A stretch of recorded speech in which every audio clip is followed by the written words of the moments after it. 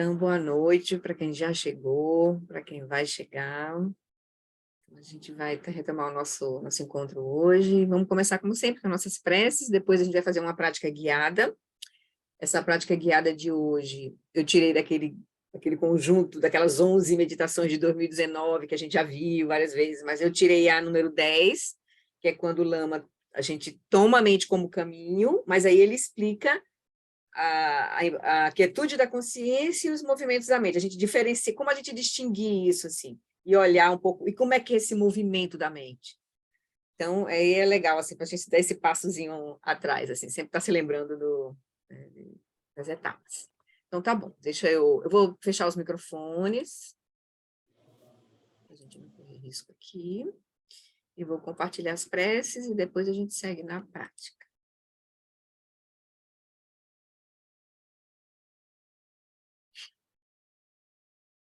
Tá, eu encontrei.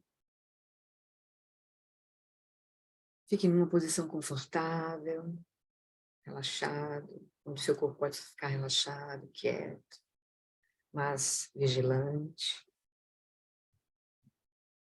Deixa a respiração fluir pelo corpo todo, liberando as tensões.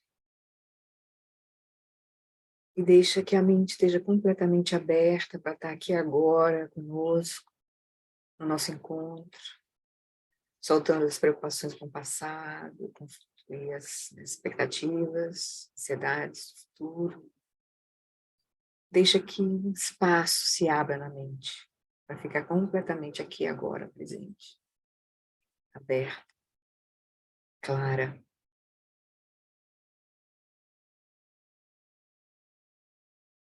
Então, com uma consciência da preciosidade que é esse momento, da gente, né, ter a possibilidade de reservar esse tempo da nossa vida para a gente focar no Dharma, encontrar os Budas, né, os Lamas a partir dos textos, e encontrar os ensinamentos, o caminho e ter o apoio da Sangha nesse processo.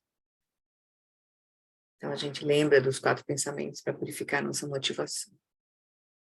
A gente olha para a nossa situação e a gente também se lembra da situação de todos os seres.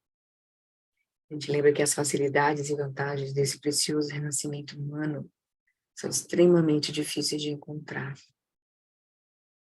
A gente se alegra de ter todas essas liberdades e vantagens para praticar.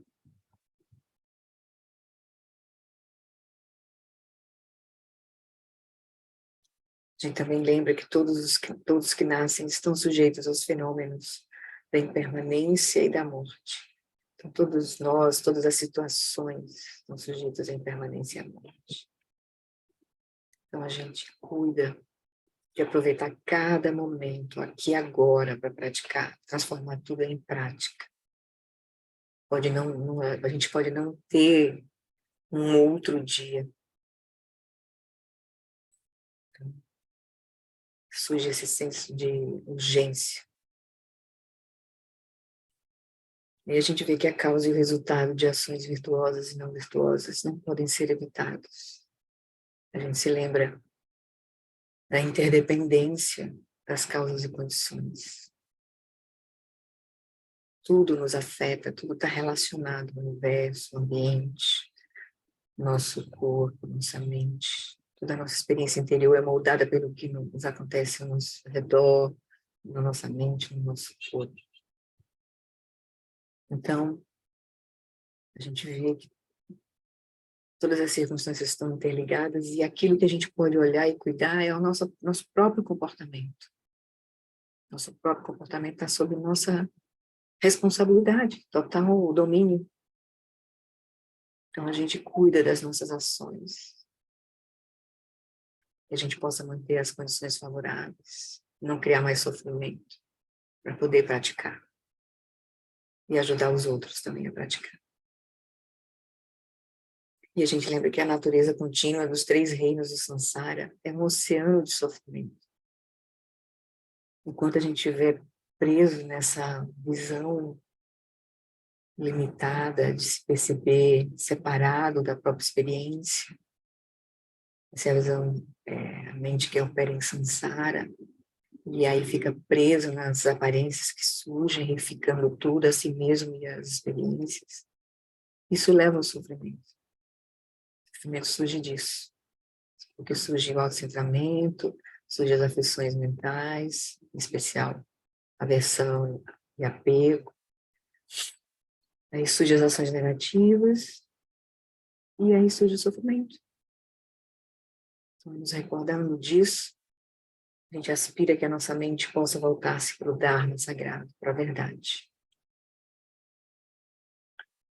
A gente reforça esse nosso compromisso, a nossa aspiração também com essas 4 Dharmas de Gampo, pedindo aos Budas, aos nossos mestres, que nos ajudem, nos inspirando para que as nossas mentes se voltem para o Dharma, nos inspirando e nos dando bênçãos para que o Dharma se torne caminho, nos inspirando para que o caminho possa clarear a confusão e nos inspirando para que a confusão desponte como lucidez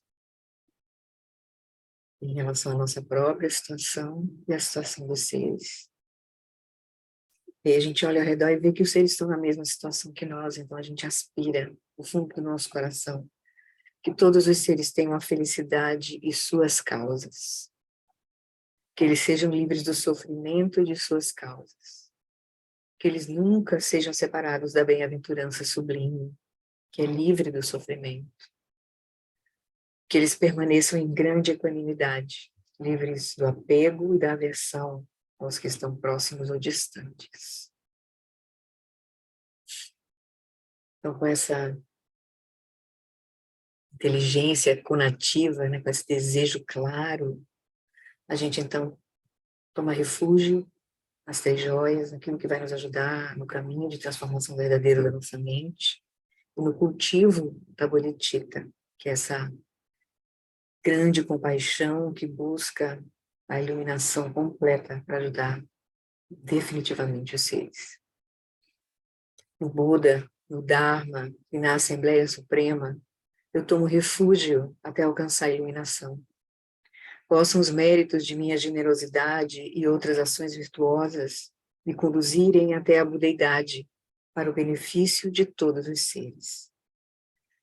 Sangye Chodan Sakhi Chonam Janchu Bardudakni Kyapsuchi Dagi Jinsogi Pe Sonanki Drola Penchi Sangye Drupasho Sangye Chodan Sakhi Chonam Janchu Bardudakni Kyapsuchi Dagi Jinsogi Pesonanki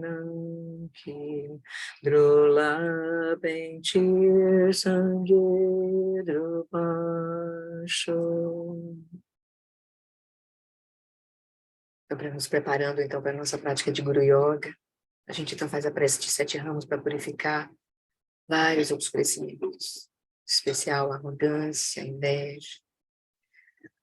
Lama, deidades pessoais e daquines, por favor, aproximem-se e acomodem-se sobre assentos de lótus, sol e lua.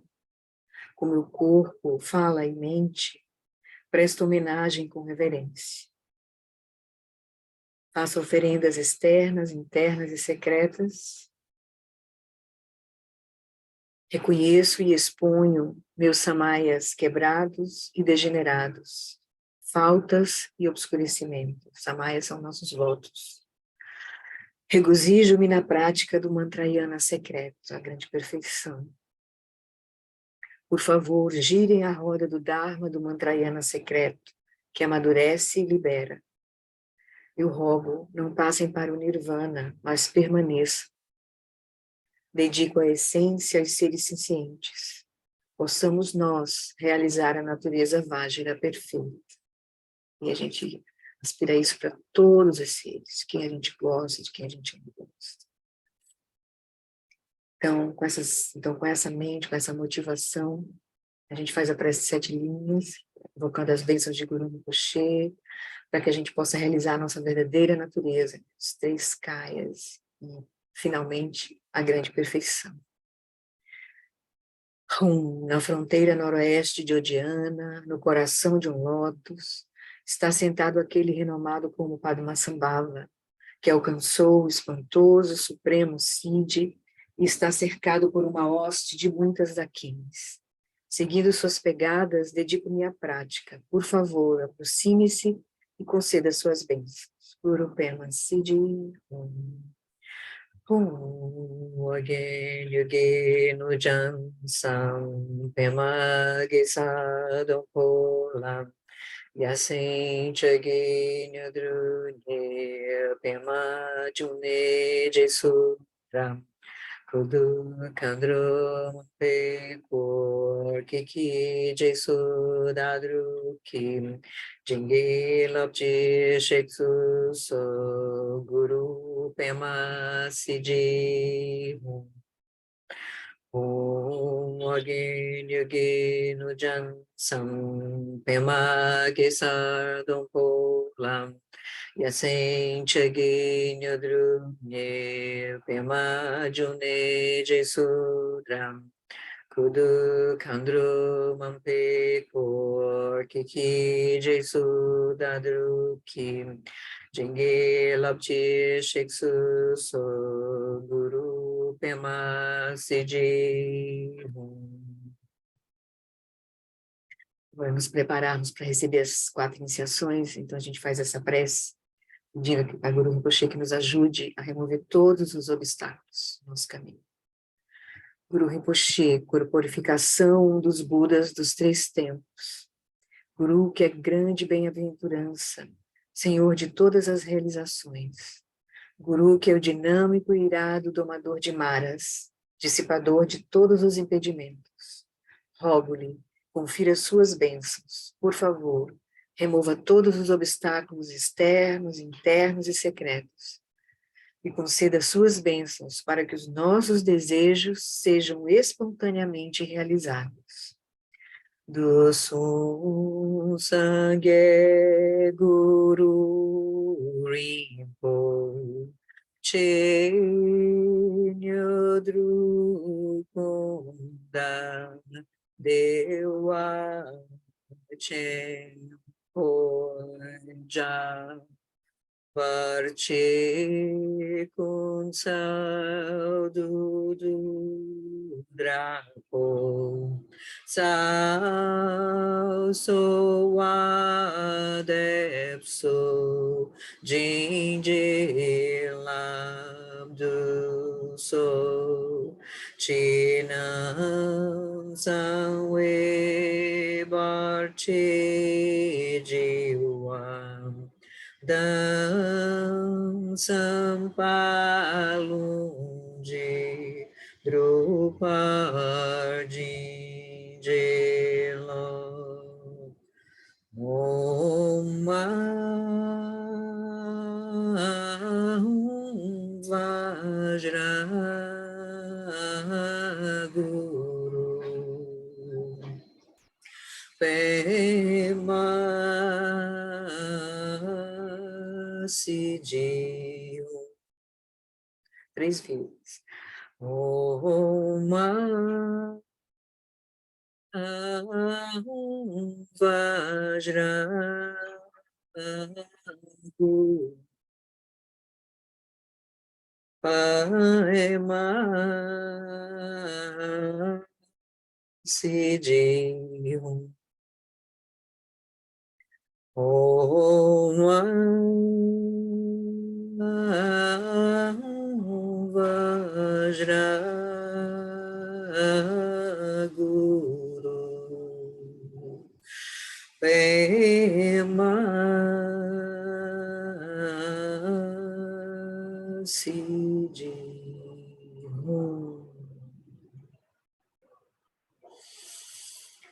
Então, pela força das nossas aspirações e pelas bênçãos que Guru Rinpoche, então a gente, o Guru Rinpoche na nossa frente, a gente então recebe as 4 iniciações.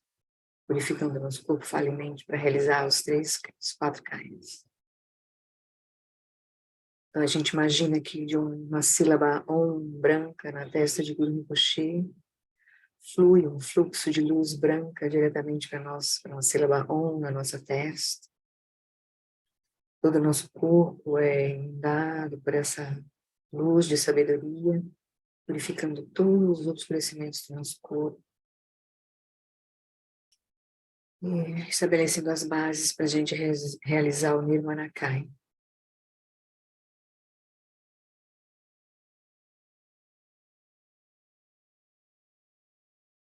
Então, a gente imagina uma sílaba A vermelha na garganta de Guru Rinpoche, flui um fluxo de luz vermelha diretamente para uma sílaba A na nossa garganta, e a gente imagina que toda a nossa corpo, a nossa energia, a nossa fala é inundada por essa sabedoria, purifica todos os obscurecimentos da nossa energia, da nossa fala,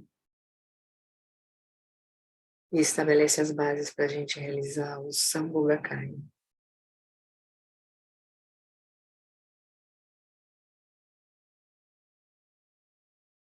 E de uma sílaba Rum, azul, índigo, no coração de Guru Rinpoche, flui um fluxo de luz azul, índigo, diretamente para a sílaba Rum no nosso coração, inundando toda a nossa mente, consciência, com sabedoria, purifica todos os obscurecimentos da nossa mente, estabelece as bases para a gente realizar o Dharmakaya.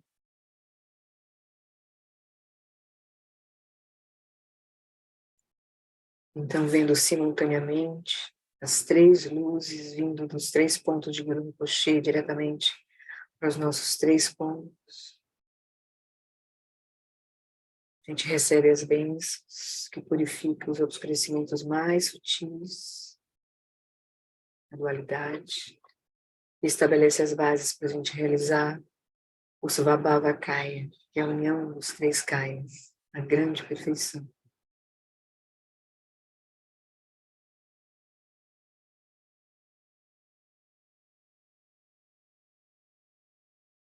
Tendo recebido essas iniciações, convidamos o Guru Rinpoche para vir para o topo da nossa cabeça.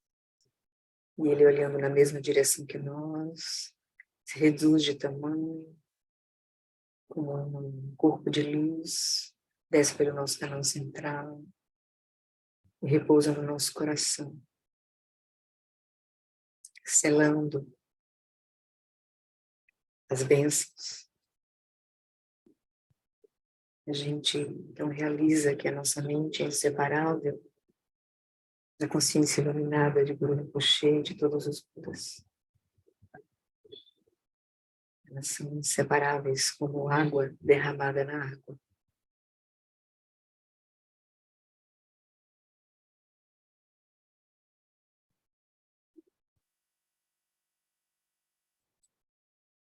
Então, com essa bênção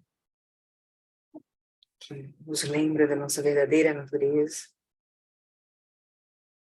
então a gente então faz a nossa prática de meditação guiada. Então, vocês podem escolher uma posição mais confortável, onde vocês possam ficar, né, nos 24 minutos que o Lama vai guiar. Essa prática de hoje que eu escolhi é uma prática de tomar a mente como caminho, ou seja, shamatha com foco na mente, mas onde o Lama vai nos conduzir para a gente diferenciar a quietude da consciência dos movimentos da mente. E o que fazer quando surgem os movimentos da mente, que perturbam, que carregam a quietude da nossa consciência. Tá bem? Então, vamos lá. Eu vou compartilhar.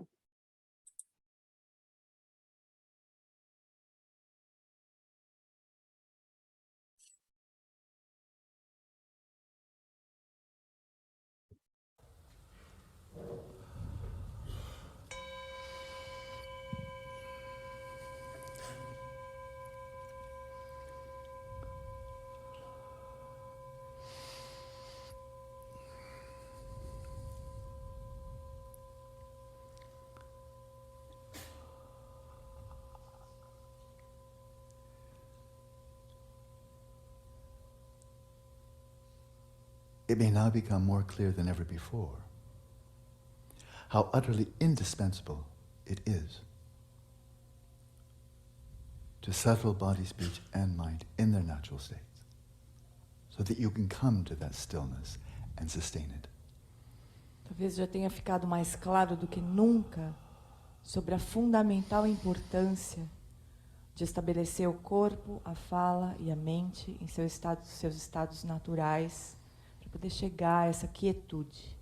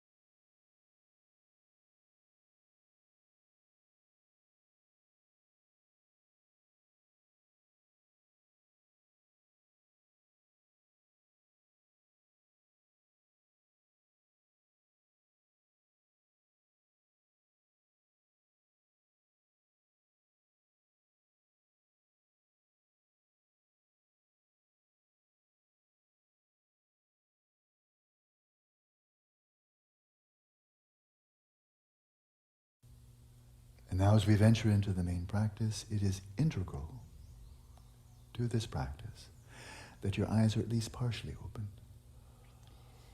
E agora, conforme nós entramos na parte principal da prática, é indispensável para essa prática que você mantenha os olhos ao menos parcialmente abertos. Again, to experientially refute the false notion that your awareness and the space of the mind are behind your eyelids, inside your head. Isso nos ajuda a refutar a falsa sensação de que a mente está dentro da cabeça ou atrás das pálpebras. The culmination of settling mind in its natural state is precisely that relaxed, still, clear awareness, resting right where it is. A culminância da prática de estabelecer a mente em seu estado natural é a consciência relaxada, quieta e clara, e descansar nessa consciência exatamente onde ela está.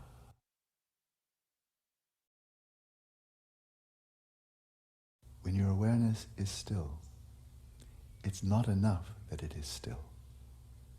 You must know that it is still. Quando a consciência está quieta, não é suficiente ela apenas estar quieta.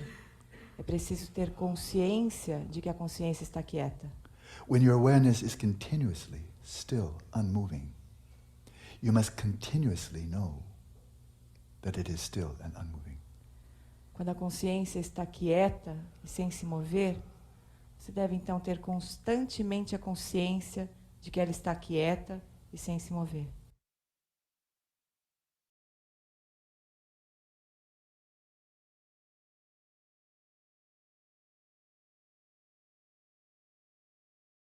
But the light of your mental awareness does illuminate the space of the mind. Mas a luz da sua consciência mental, ela ilumina, de fato, o espaço da mente. So when there are movements in the mind of thoughts, desires, images, you will be aware of them. Portanto, quando existirem movimentos no espaço da mente, como pensamentos, memórias, desejos, você terá consciência desses movimentos. But they're not your primary focus. Mas eles não são o seu foco principal. Your primary focus is sustaining the stillness of your awareness and knowing that it continues to be still. O foco principal é sustentar a quietude da consciência, sabendo que a consciência está quieta.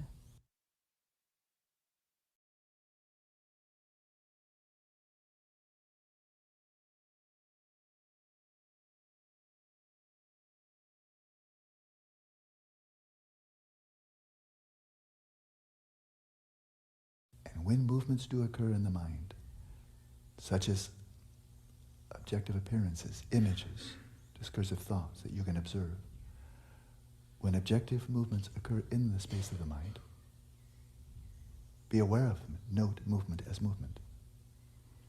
E quando os movimentos de fato ocorrerem no espaço da mente, como movimentos objetivos, imagens, pensamentos discursivos, note esses movimentos como movimentos.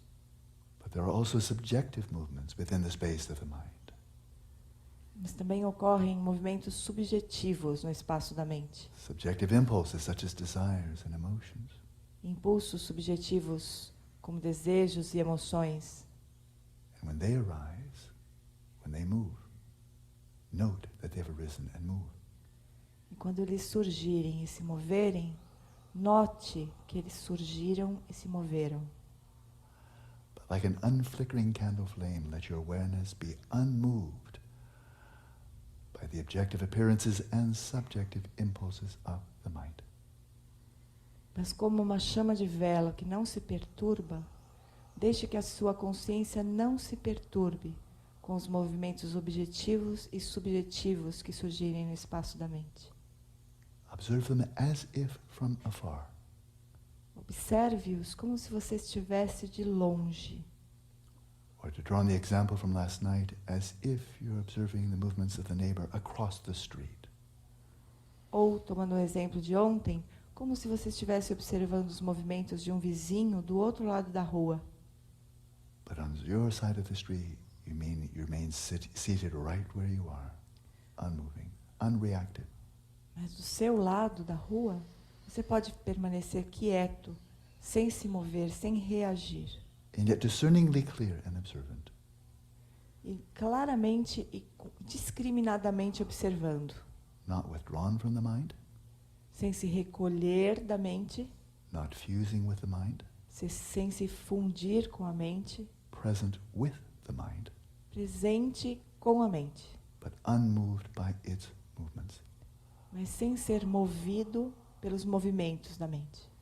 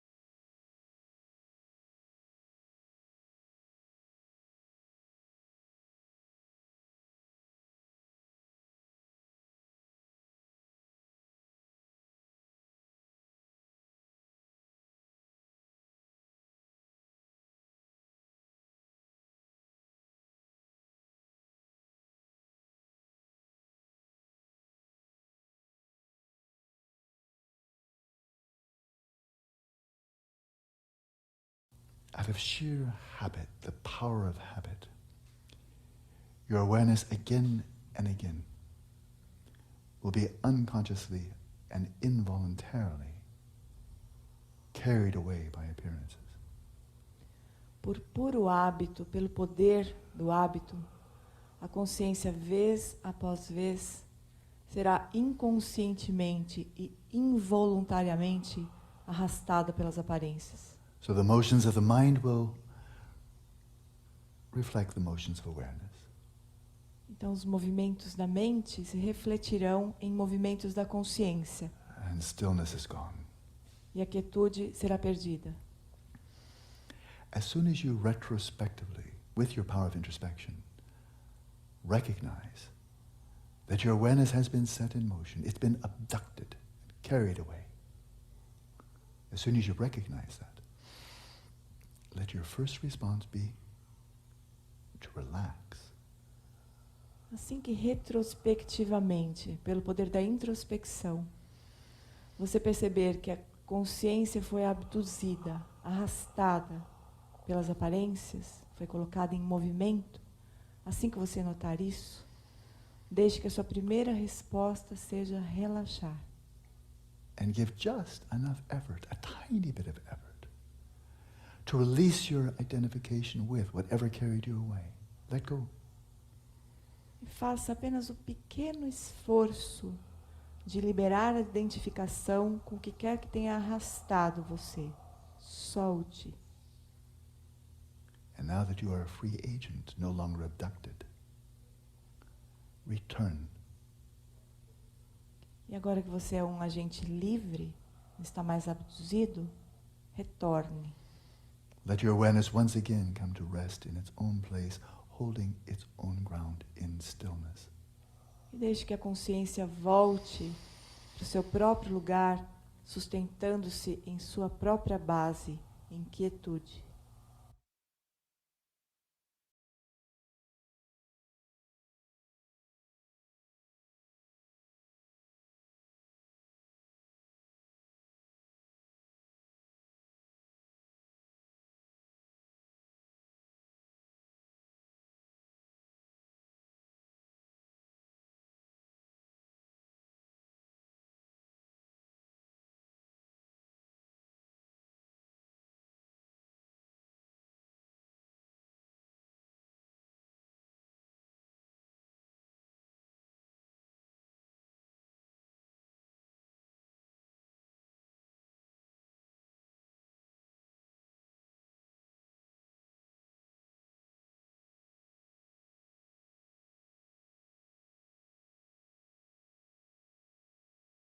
And time and again, out of habit, your awareness will be set in motion by identifying with subjective impulses, desires, emotions, all manner of mental afflictions.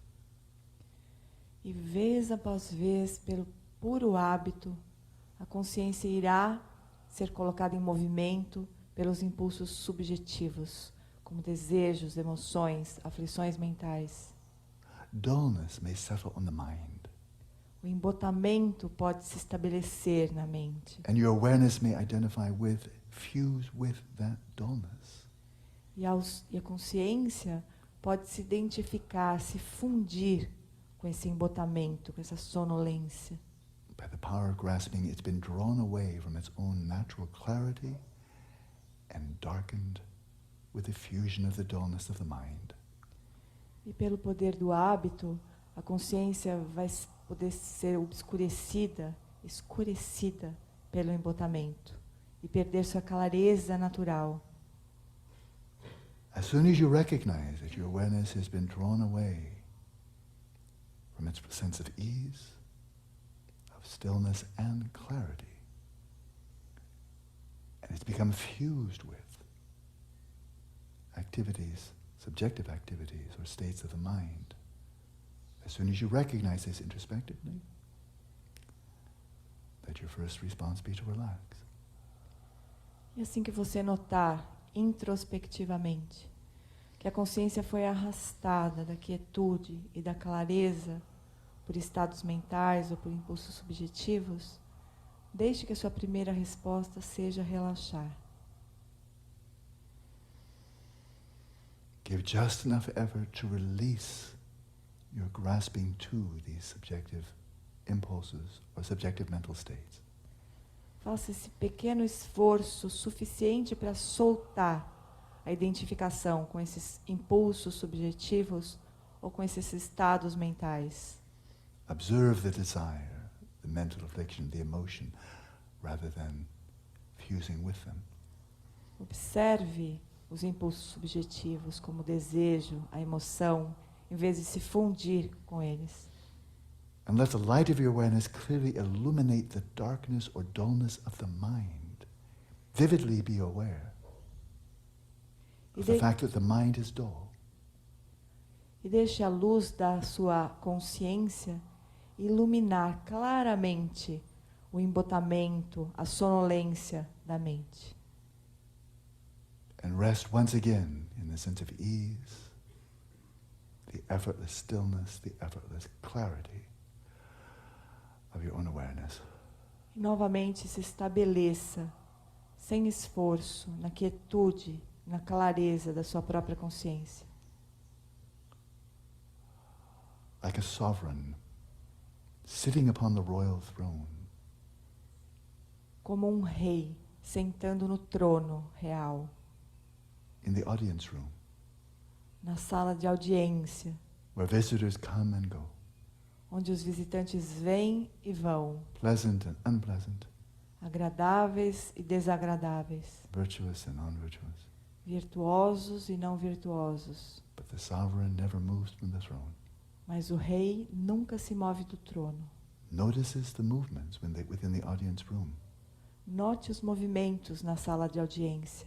The comings and goings. O ir e vir.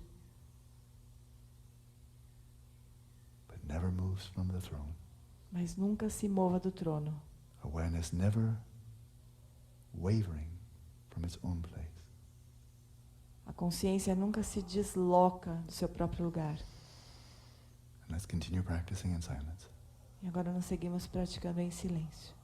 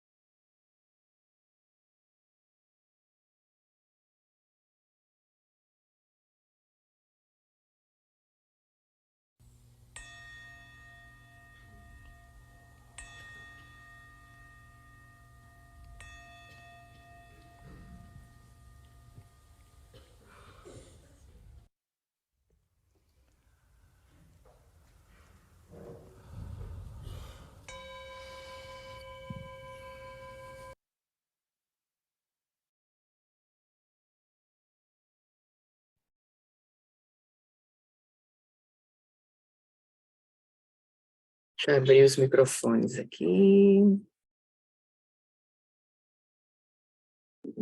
Vamos voltando. Querem comentar alguma coisa da prática? Está ficando mais claro, assim, a instrução para vocês? Ou ainda tem muita dúvida? Bem? Eu A acho a instrução instrução está clara. claríssima. Agora, difícil Opa. é conseguir.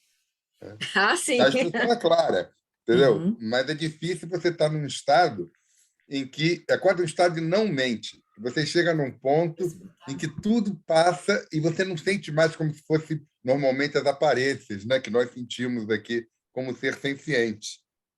Então, Não não é? entendi, Roberto. Não entendi, Roberto. É que, pelo menos nesse final, quando ele fala de você estar num determinado estado em que aparecem sensações, podem aparecer pensamentos, você não é arrastado por ela, e você está num estado de quiescência em que aquilo deixa de ser o que a gente normalmente acontece, tanto na vigília quanto no sonho. Aparecem coisas, a gente interpreta como externo, e aí começa a ter reações perante aquilo.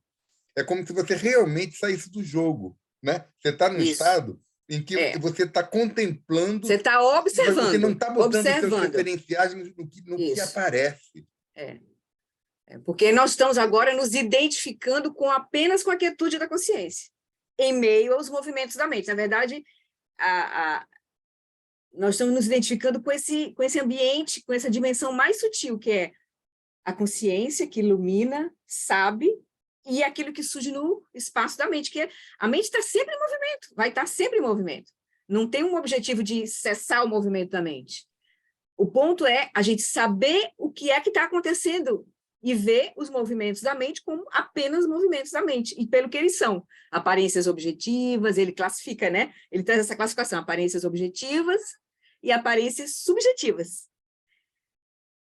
Aparências subjetivas, parece assim, a gente está aqui, ó, né? Tem esse sujeito, porque ainda tem dualidade nessa prática, né? Nós estamos nos identificando com a consciência que observa o movimento da mente, aqui nesse caso, porque a gente não está interessado nas outras aparências.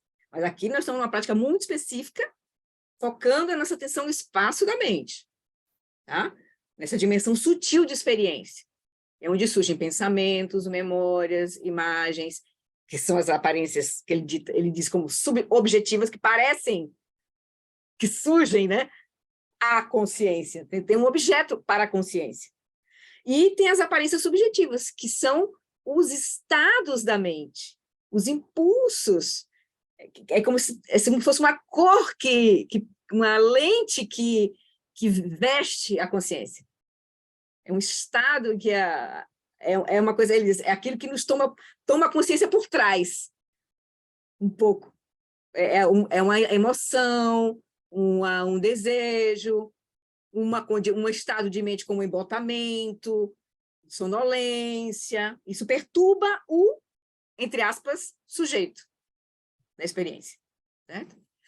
Oi, Cris. Mas assim, o objetivo dessa prática é nós nos familiarizarmos com o que está ocorrendo o tempo todo na mente. Só que a gente não tem essa clareza e a gente embarca, a nossa consciência embarca o tempo todo nos conteúdos que surgem na mente, nos conteúdos objetivos e nos conteúdos subjetivos. Então, esse é o ponto. Aqui nós estamos trazendo, essa prática é de trazer familiarização com o domínio da mente.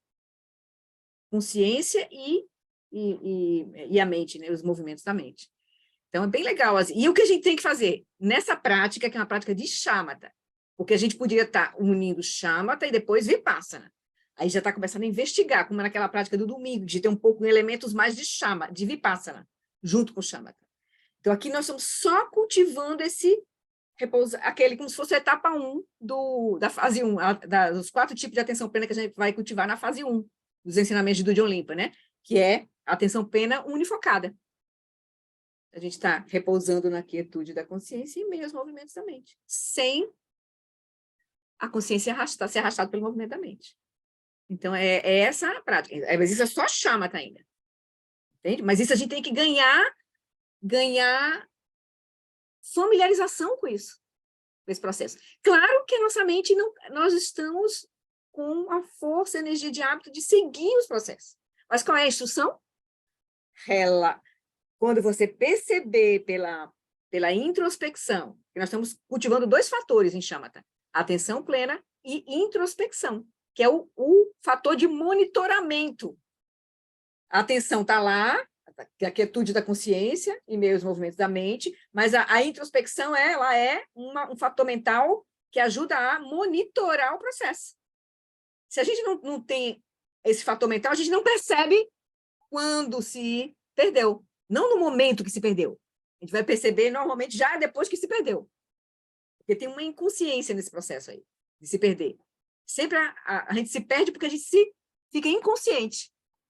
Mas a introspecção vai ver, ele diz, retrospectivamente, você vai perceber, vai funcionar a introspecção, e vai perceber que você se perdeu. Aí você que tem que fazer, nessa prática de Shamatha, porque essa é uma prática específica, você simplesmente só relaxa, porque na hora que a consciência se move, tem um movimento de energia.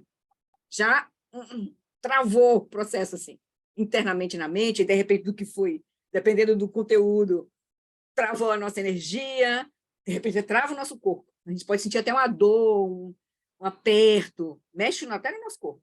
Mas aí a gente percebeu que perdeu a prática, saiu da prática, o que a gente faz?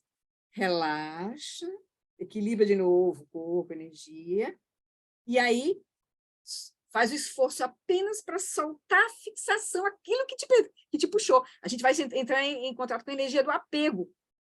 Porque a gente tem um apego a seguir o nosso fluxo mental. Tem uma energia de apego muito forte com a nossa mente, com o processo de pensar, de estar sempre reagindo aos conteúdos internos. Então, a gente vai soltar apenas essa energia desse apego. Ô, Flori, você não entende que nessa introspecção já há um iniciozinho de Vipassana, de Sim, análise? total. É prágina. É. É prágina. Viu? Fala, Cris. Então, o que eu vou falar é que eu sou mirim ainda, mas como é com os olhos abertos, eu tenho dificuldade, por exemplo, eu olho para o chão, né? Sim. E o chão tem, sei lá, uns nuances lá, uns desenhos no chão, sei lá. Então, tem hora que eu fico só concentrada na consciência e tentando No ver se a espaço, mente... né? No espaço. Só que, de repente, eu me vejo enxergando lá. Desenho, É normal, naturalíssimo. Isso Natural. Aí você tenta treinar essa prática em vários lugares, assim, com várias circunstâncias diferentes. Se a gente se coloca diante no início, a gente está treinando, né? Treinando, nos familiarizando. A gente abre o olho e na frente a gente tem um monte de coisa. Por exemplo, eu tiro meu vídeo porque eu baixo o meu computador, já para não olhar, porque já fica muita informação.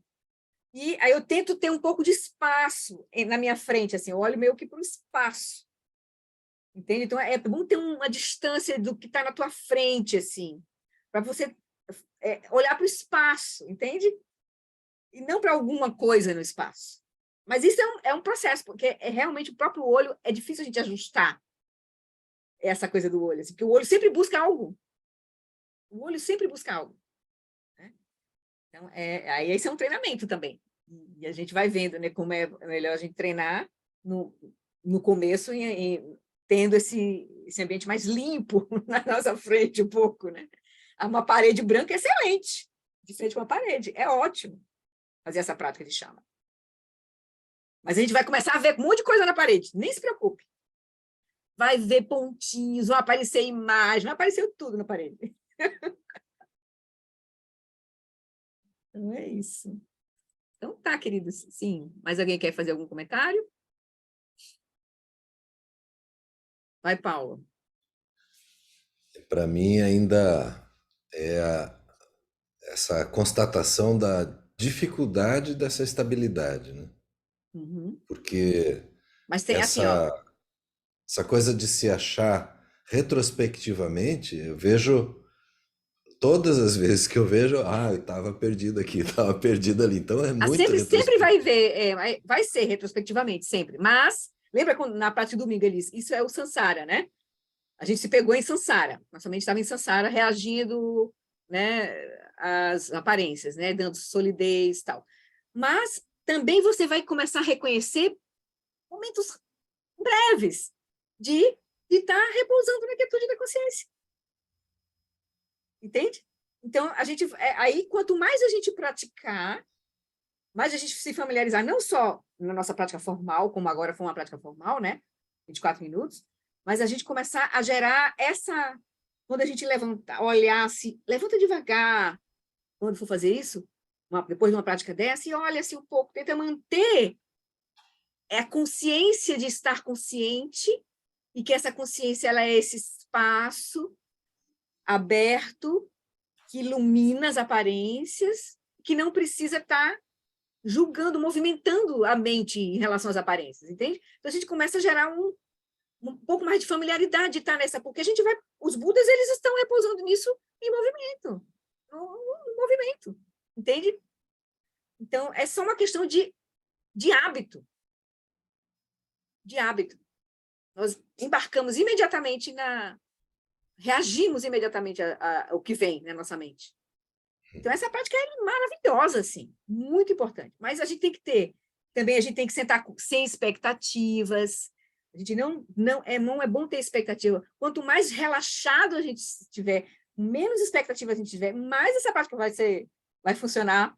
Por isso que as etapas, ele começa a prática dizendo assim, talvez já tenha ficado mais claro do que nunca sobre a fundamental importância de estabelecer o corpo, a fala e a mente em seus estados naturais para poder chegar a essa quietude e sustentá-la. Foi a primeira frase que ele disse na instrução. Então, a gente primeiro precisa chegar com uma prática dessa muito relaxada. Aí aquieta bem o corpo, solta as expectativas, fica completamente presente.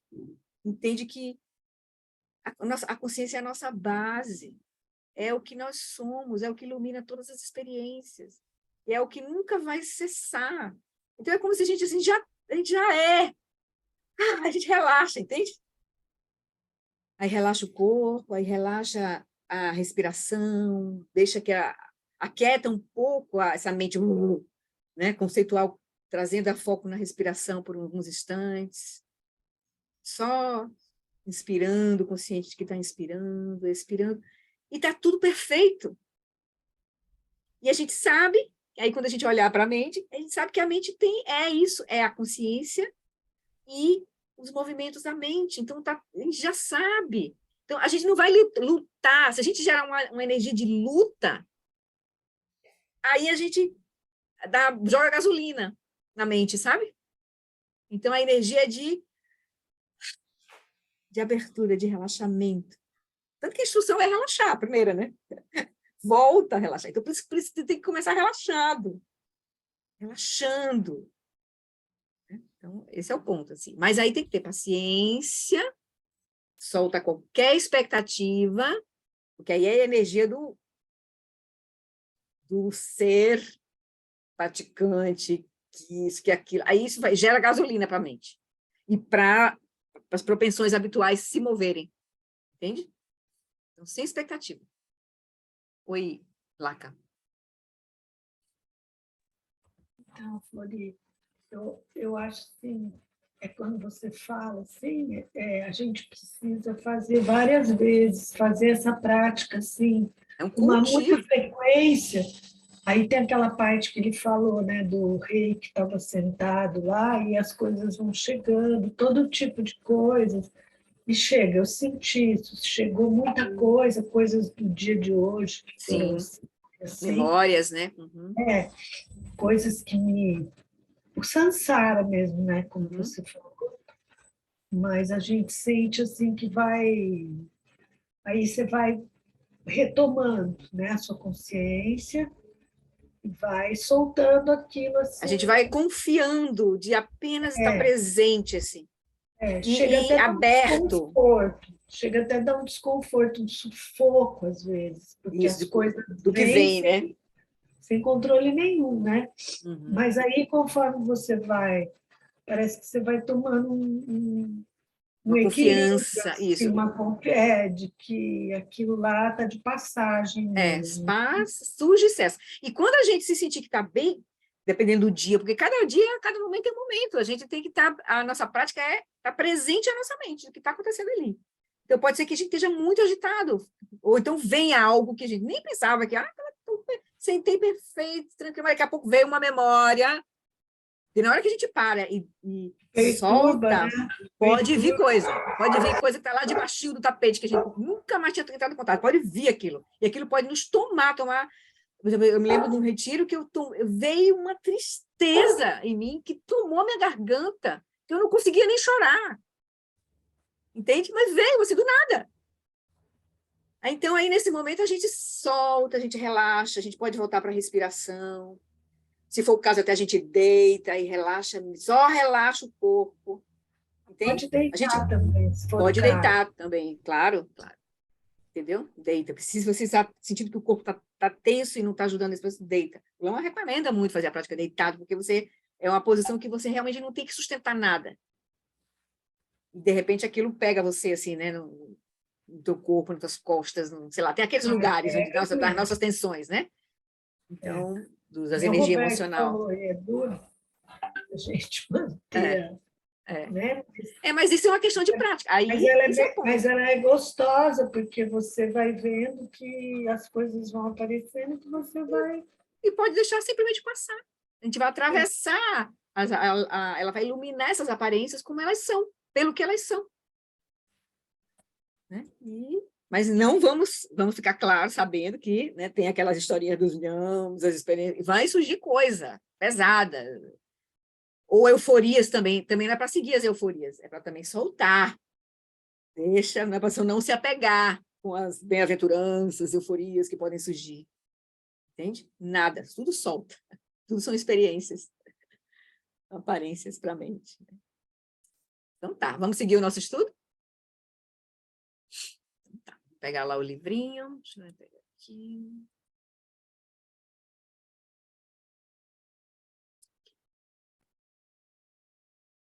Então, nós estamos no nosso capítulo 14, né? O capítulo 14, só para a gente se lembrar aqui, né? Foi Transformando a Diversidade em Caminho Espiritual. O Lama começou com esse tópico, ressaltando a Bodhicitta como aquilo que realmente vai, à medida que a gente explora o caminho budista, fica evidente que todas as teorias e práticas podem ser entendidas como preparação para a Bodhicitta, o cultivo afetivo da Bodhicitta, ou como resultados da Bodhicitta. Portanto, a Bodhicitta é, de fato, o coração dos ensinamentos do Buda, ou seja, essa mente que busca, que compreende a natureza interdependente, que a gente começa a entender a interdependência primeiro, para depois a gente compreender a inseparatividade. Mas a gente vai olhar principalmente em relação aos seres, né, porque as relações nos afetam muito, assim. Então, a gente vai olhar para os seres com esse olho de igualdade, assim. E a gente vai gerar não só uma compaixão comum, mas uma grande compaixão, que é quando a gente olha para os outros e se sente como o outro, de fato. Sente o outro igual a nós. E essa grande compaixão que vai fazer surgir a Bodhicitta da aspiração e a Bodhicitta da aplicação, que é o desejo de a gente querer atingir a liberação para trazer realmente benefícios verdadeiros a nós mesmos e aos outros. Porque a gente vai entender como é que a nossa mente funciona, onde é que está o problema? O problema está na nossa mente, operando com essa confusão com avidya e com delusão, com o não reconhecimento de sua verdadeira natureza e com o reconhecimento enganoso das aparências. E aí a gente vai ver que, então, a Bodhicitta é o ponto, né? Ele falou aqui, né? Aí a gente vai, então, se tornar no caminho, que nós estamos aqui na etapa do Mahayana, né? Nós saímos do Hinayana, estamos na etapa do Mahayana. E aí a gente vai, depois, o último capítulo é sobre o Tantra, que seria o Vajrayana, chegar ao caminho onde a gente já toma a natureza búdica como a fruição como caminho. Aqui nós estamos ainda um ser senciente buscando a realização de um Buda, sabendo que a gente tem a natureza de Buda em nós, mas ela não está manifesta, ela é um potencial. Nós estamos nessa perspectiva do Mahayana aqui. Para isso, a gente tem que se tornar um Bodhisattva, para poder... Sem Bodhicitta não tem como atingir a iluminação, porque, na verdade, a gente vai ver que o ponto vai ser a gente reconhecer a natureza vazia de todos os fenômenos e que a nossa mente é a criadora da realidade, nós estamos no centro da nossa mandala, nossa experiência de mundo. Então, tudo surge da nossa própria mente. E aí, para nós, né? Para a nossa experiência.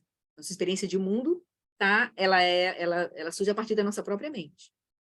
Então, ele vai dizer, a natureza búdica é despertada através da grande compaixão, que rompe as barreiras de separação entre os seres sencientes e dissolve qualquer sentimento de superioridade que possamos ter com relação aos outros. Nós vamos experimentar um sentimento de igualdade, vamos ter uma atitude de equanimidade em relação a todos os seres. Nós estamos um pouco longe disso, provavelmente, mas é esse o treinamento. O treinamento vai nos levar a essa condição, né? E aí a gente vai se tornar esse bodhisattva. Quando transcendemos o esforço e a grande compaixão começa a surgir espontaneamente, a própria natureza de Buda torna-se, que é a nossa base, torna-se espontaneamente evidente de forma muito rápida. Então, quanto mais a gente se aproxima da grande compaixão, realmente, dessas práticas de inseparatividade, de se colocar no lugar do outro, de ver o outro como nós mesmos, ou seja, de ver que o outro opera como, né, a mente do outro é igual à nossa própria mente, que a confusão do outro tem a mesma natureza da nossa confusão, e que o potencial do outro tem a mesma natureza do nosso potencial. Então, nos tornamos, quando a gente começa a ver isso, a própria natureza de Buda torna-se espontaneamente evidente, de forma muito mais rápida para nós. Então, é uma forma de é o nosso caminho, a bodhicitta é o nosso caminho. Então, quando a bodhicitta surge sem esforço, nos tornamos um bodhisattva, atingimos um facsímile da iluminação completa, né, do estado búdico. E aí ele vai dizer, um bodhisattva é um facsímile vivo do estado búdico, ainda não é um Buda, mas exibe muitos dos atributos de um Buda. A gente vai começar a manifestar 6 perfeições: generosidade, moralidade, ética, né, paciência, energia constante, esforço alegre, né, concentração, a mente vai ficando cada vez mais focada, clara, e sabedoria, que vai surgir daí. Então, na verdade, as 6 perfeições é o caminho do Bodhisattva. A gente viu lá naquele quadro dos 5 caminhos, que no caminho da meditação a gente vai realizando todas essas perfeições, até atingir, né, remover os obstáculos mais sutis e atingir o estado de Buda. Né? Aí ele segue agora aqui para esse tópico, né? Na verdade, que ele falou de bodhicitta, mas o tema do capítulo é transformando a diversidade em caminho, né? Porque ele vai dizer, agora vem o ponto, porque agora vai vir um tema que liga ao capítulo, que é aquele texto que a gente está estudando, inclusive, nas quartas-feiras, né? Que a gente acabou de estudar lá com a G. Ele vai dizer, as ideias discutidas acima, né, sobre o caminho do Bodhisattva, né, o potencial do Bodhisattva, a aspiração do Bodhisattva, e o fato de que a gente vai precisar da bodhicitta para poder a gente, né, atingir o nosso caminho, o nosso objetivo. Então, as ideias discutidas acima podem parecer absolutamente utópicas para muitos de nós.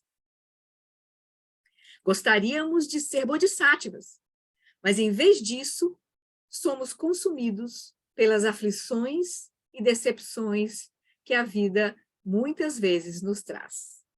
Neste momento, por exemplo, metade do país está sofrendo uma aflição, né? Porque, por exemplo, o Bolsonaro não venceu. Metade do país, praticamente. As pessoas estão... Não dizer que todas as pessoas estão do mesmo jeito aflitas, mas, né, ficaram desgostosas, né, provavelmente. E muitas outras estão no momento de alegria, porque, né, por exemplo... Então, nossa vida é isso. Nós estamos sempre vivenciando esses altos e baixos, né? E parece não ser fácil com a mente que a gente tem. As aflições que surgem, a gente realmente se tornou um bodhisattva. Né? Parece realmente uma coisa muito utópica. E foi exatamente nesse ponto, quando o Lama fala sobre bodhicitta lá no Felicidade Genuína, que o Lama explica as 3 dimensões da consciência.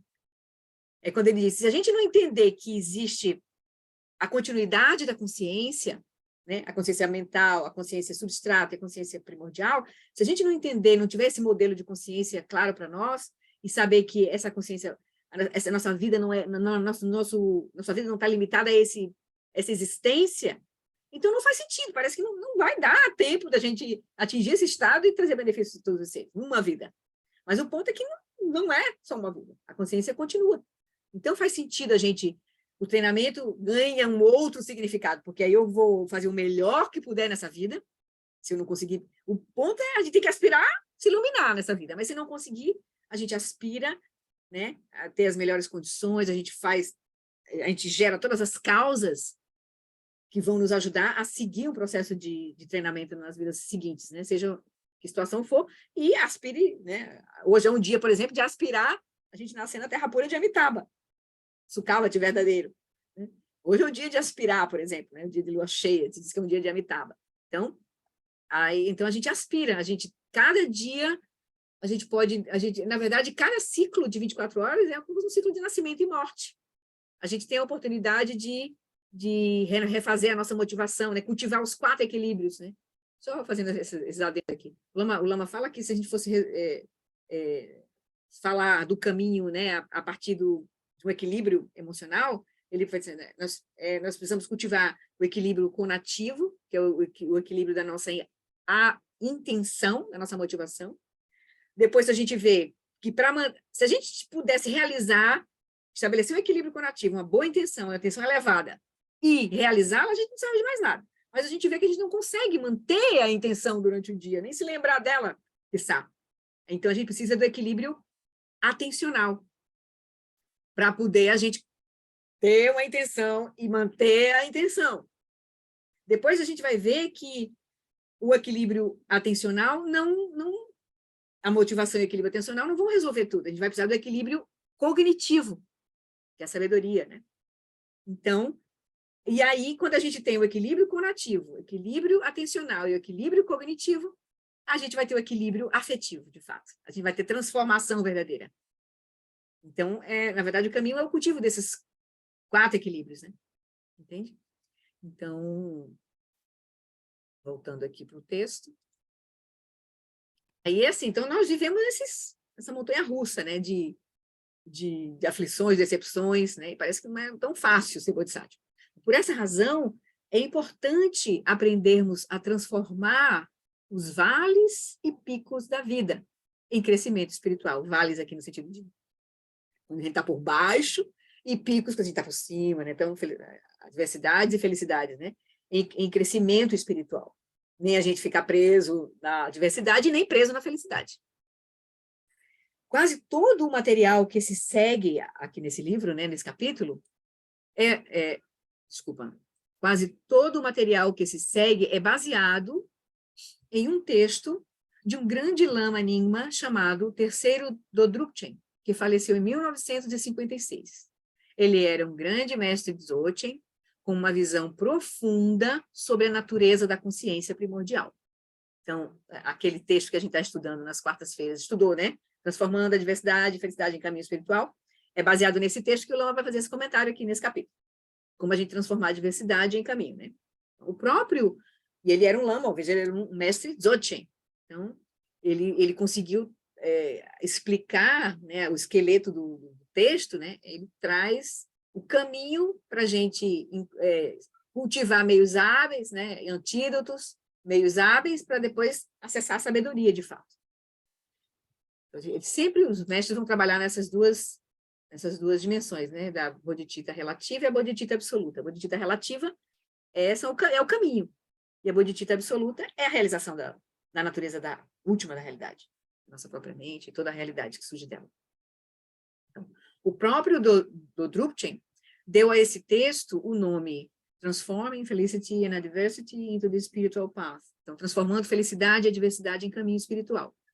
Dodrupchen inicia o ensinamento em um terreno familiar, a propensão humana de enfatizar as negatividades de nossas vidas. Então, a gente vê isso um pouco, ele vai dizer, né? Ao revermos os acontecimentos de um dia, muitos de nós tendemos, como agora a Laka falou um pouco, né? Tendemos a lembrar vividamente apenas das coisas desagradáveis, dos infortúnios. Então, a gente tem essa tendência, esse hábito de focar na negatividade. A gente vê isso nos noticiários, né? A gente tem essa tendência assim, né, humana de enfatizar negatividade. Porque o sofrimento, a negatividade nos afeta o javali, né? Afeta as identidades. Então, o javali quer sempre se proteger, então ele gosta de saber disso para se proteger, né? Para evitar, enfim, né? Então, é um pouco o movimento da própria identidade, né? De defesa da própria identidade. Então, depois de um breve encontro com alguém, podemos passar horas nos recordando de cada circunstância desconfortável, de cada desconsideração que vivenciamos nesse encontro. Então, a gente tem um natural foco para meio que ter uma aversão pela adversidade. A gente não gosta, né? E a gente foca nisso e não gosta, né? Quanto mais ignorarmos o poder de nossas próprias atitudes e culparmos fatores externos pelo nosso sofrimento e insatisfação, mais o mundo nos parecerá hostil. Tornamo-nos paranoicos, nossa mente adoece.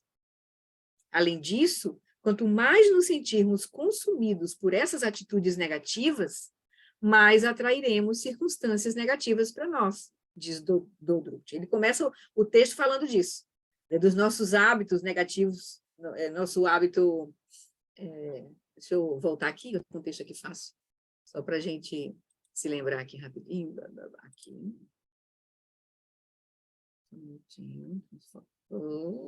Aqui.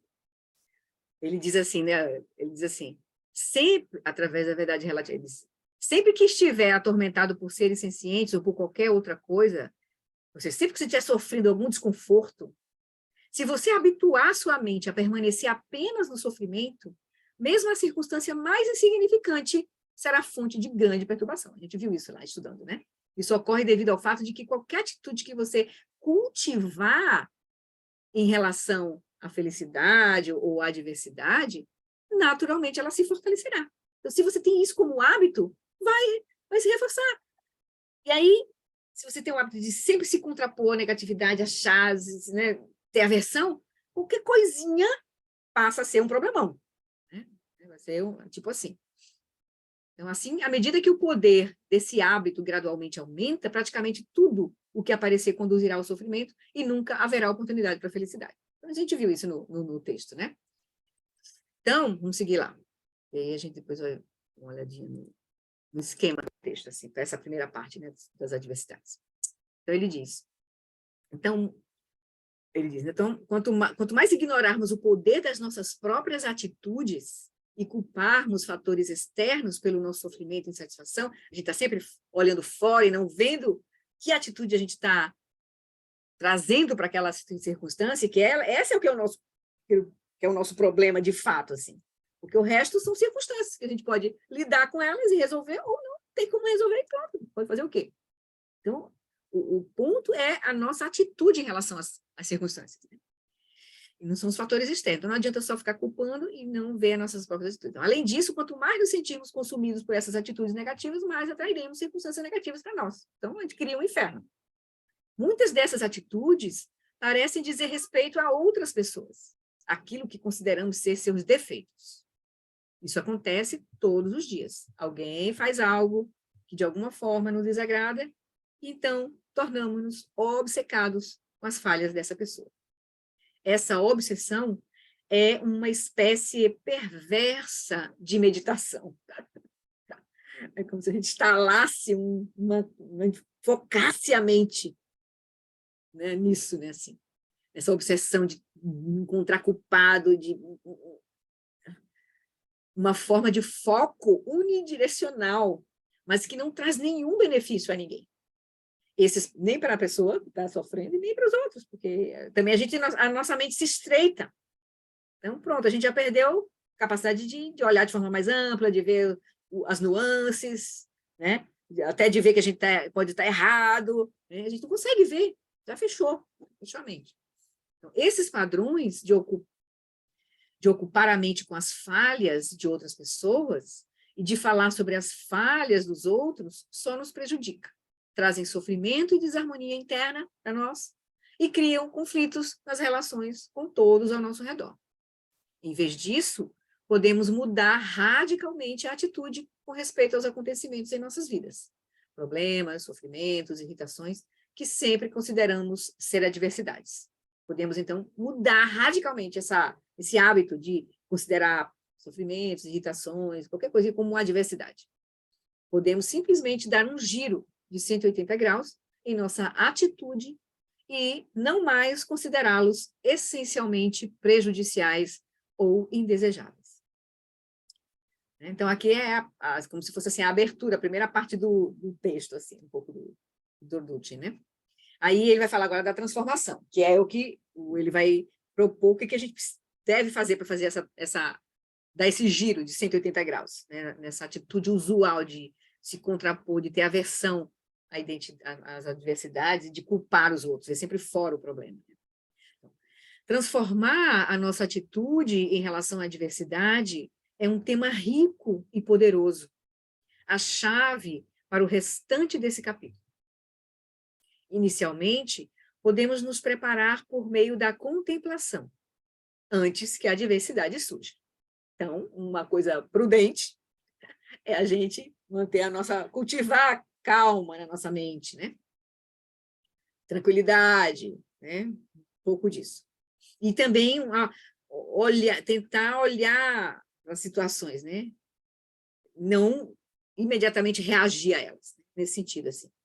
Então, a gente acalmar a nossa mente. Uma prática que a gente fez hoje é muito importante. Ao compreendermos que a adversidade pode trazer transformação espiritual, podemos desenvolver coragem e entusiasmo, uma sensação de quase ansiar pela adversidade. Que aí ele vai dar esses dois aspectos no texto dele, né? Primeiro, descartar a atitude de profunda aversão à adversidade e, o segundo, desenvolver a atitude de entusiasmo diante das adversidades, né? Mas o primeiro ponto é descartar a atitude de aversão, né? E aí, quando a gente começa a parar e olhar a adversidade como uma coisa que pode nos ajudar a crescer espiritualmente, melhorar, desenvolver paciência, né, mente mais clara, aberta, a gente vai, então, todas as circunstâncias se tornam caminho, né, nesse sentido, né? Todas as circunstâncias se tornam caminho. Caminho. Então, ele vai dizer, isso, às vezes, essa atitude, né, de começar a desenvolver essa coragem, entusiasmo para enfrentar qualquer coisa que aconteça, isso é, às vezes, chamado de atitude do guerreiro, referindo-se a uma pessoa que está bem preparada, bem armada e que gosta de um bom desafio. Mas essa batalha desse guerreiro aí não é travada contra uma outra pessoa, nem em uma situação física, mas, em vez disso, é uma questão de transformar uma condição de vida difícil em algo espiritualmente benéfico. Então, é trazer todas as circunstâncias para o caminho de transformação, caminho de sabedoria, assim, aprender com tudo que nos acontece.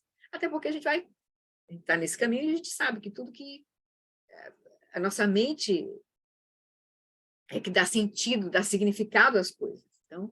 Então a gente pode realmente começar a olhar, não ser tão impulsivo nos nossos reconhecimentos, né? Começar a olhar de forma mais cautelosa. Assim. Aí as práticas de chama nos ajudam muito, assim, de conter esses impulsos, né?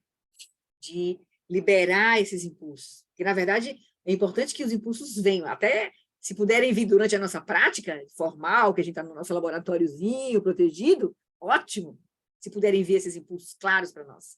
Nossa raiva, o nosso medo, a nossa, né, inveja, a nossa arrogância, porque a gente pode iluminar claramente, olhar para ele e ver como o que essas aflições.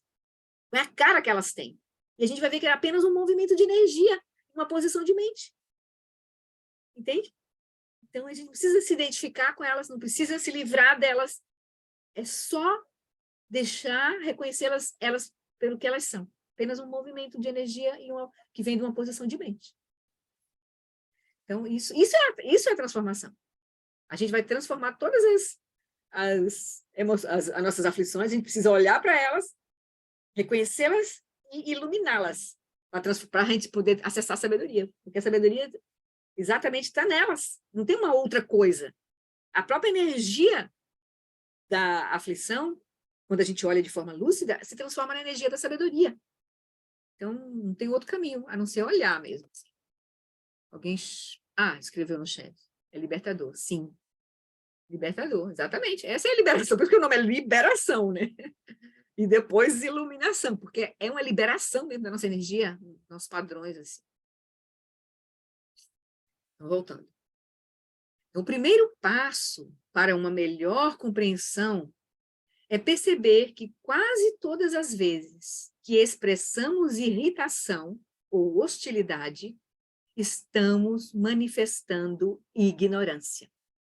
Então, a raiz, lembra, voltando lá, os 3 animais, a raiz da raiva, da aversão, da confusão, do sofrimento, é a ignorância da nossa verdadeira natureza e delusão que surge disso, que é a apreensão enganosa da experiência da nossa mente, de nós mesmos e do que surge à nossa mente, né?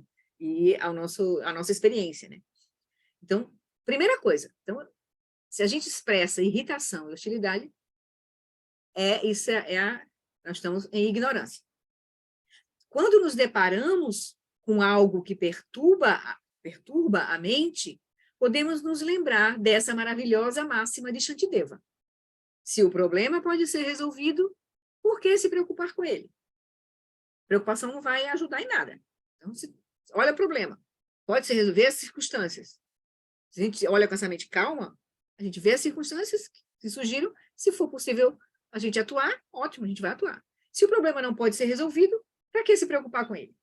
Então, a gente solta, porque a gente não é, a não ser que a gente vai perceber aí um certo arrogância, orgulho, ou alguma identidade que a gente esteja querendo sustentar daquele que é o salvador da pátria, né? Um pouco assim, né? Aquele que é o todo-poderoso que resolve tudo, né?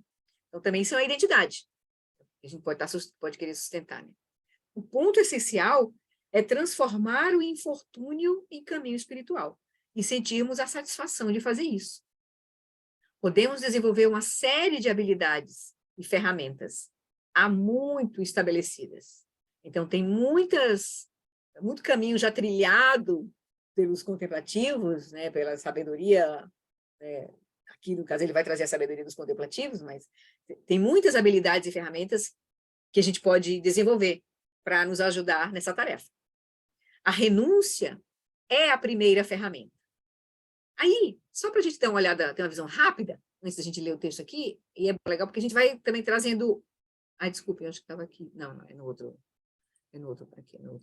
plataforma, é aqui. Aqui, os pontos principais do texto.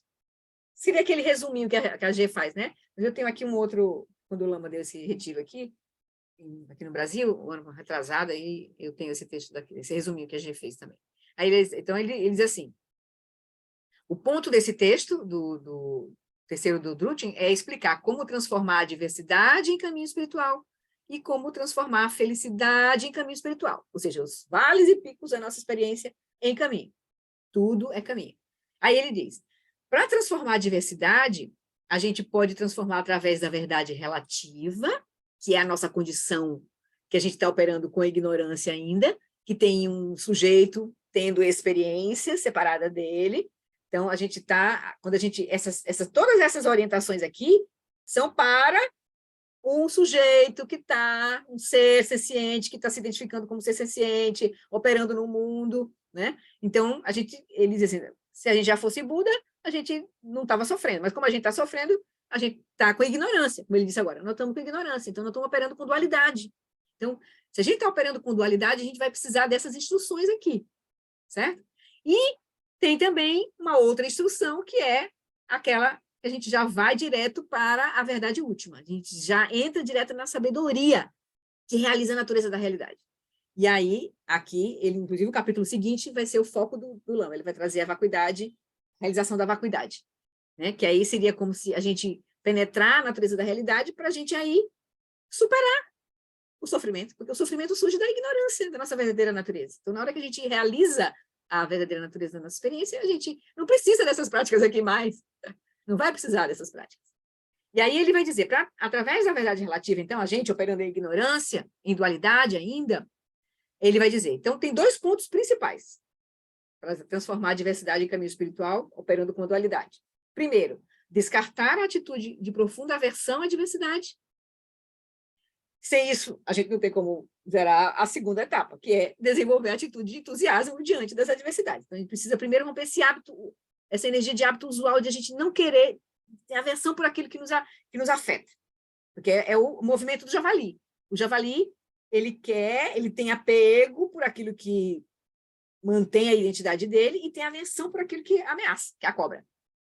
Né? Então, ele tem apego, que é o galo, e tem a cobra, que é aquilo que ameaça. São os 3 animais que sustentam a inteligência da roda da vida, a inteligência do samsara. Então, a primeira coisa é descartar essa profunda aversão à diversidade. E desenvolver a atitude de entusiasmo, desenvolvendo essas ferramentas. Isso aqui que ele falou agora, que tem muitas ferramentas interessantes, né? Muitas... Ele usou a palavra aqui, deixa eu voltar aqui para o texto. Ele tem muitas...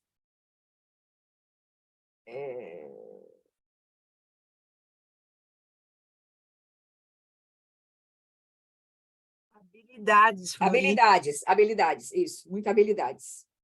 Certo, então, aí, e ferramentas mesmo. O que ele vai usar aqui? O que ele vai sugerir? Só para a gente ter uma ideia aqui, ó. Ele vai falar a diversidade como suporte para o cultivo de uma mente de emergência, ou mente de emergência aqui, o espírito de emergência, que é renúncia, como o Lama chama renúncia. Então, um ponto é a gente cultivar a renúncia. Primeira habilidade que a gente vai desenvolver. Cultivar renúncia é o quê? Renúncia ao samsara, a essa mente que opera nessa... Né, gerando aversão, gerando apegos e aversões. Aí depois, a gente se livrar das 8 preocupações mundanas, fica preso às 8 preocupações mundanas. Depois a gente vai gerar essa outra habilidade, de ver a diversidade como suporte para a prática de refúgio. Então, a gente vai cultivar o refúgio, ver a diversidade como suporte para a gente cultivar refúgio, nas 3 joias, né? No caminho de transformação verdadeiro. Depois a gente vai ver a diversidade como suporte para dissipar a arrogância, de achar que a gente é superior, que a gente é melhor, que a gente está certo, que os outros estão errados, essa coisa. Depois a gente vai ver a diversidade como suporte, porque também na hora que a gente está sofrendo alguma coisa, a gente não tem como ser arrogante. Ele vai lembrar isso aqui um pouco. Então, a diversidade nos ajuda a sair desse lugar de arrogância. A diversidade como suporte para a purificação de ações negativas. Então, a gente vê como é o nosso karma que está fluindo ali, e a gente é uma oportunidade para a gente purificar aquela diversidade, né? Uma oportunidade para a gente purificar o nosso karma. A diversidade como suporte para regozijar com a virtude, da gente promover, ficar alegre com o nosso próprio movimento virtuoso e com o movimento virtuoso dos outros, porque a gente sabe, pela inteligência da causalidade, que as ações virtuosas levam à felicidade, e ações não virtuosas levam ao sofrimento. Então, a gente vai ficar feliz em cultivar a virtude, vai ficar feliz com a virtude dos outros. Então, a diversidade pode nos ajudar a isso. Puxa, a gente vai ver a causa daquilo, foi provavelmente alguma ação negativa, e a gente vai querer fazer exatamente o oposto, que é a ação virtuosa, que não levaria àquela situação. Então, fica claro para nós que aquela ação não virtuosa é que traz aquela diversidade.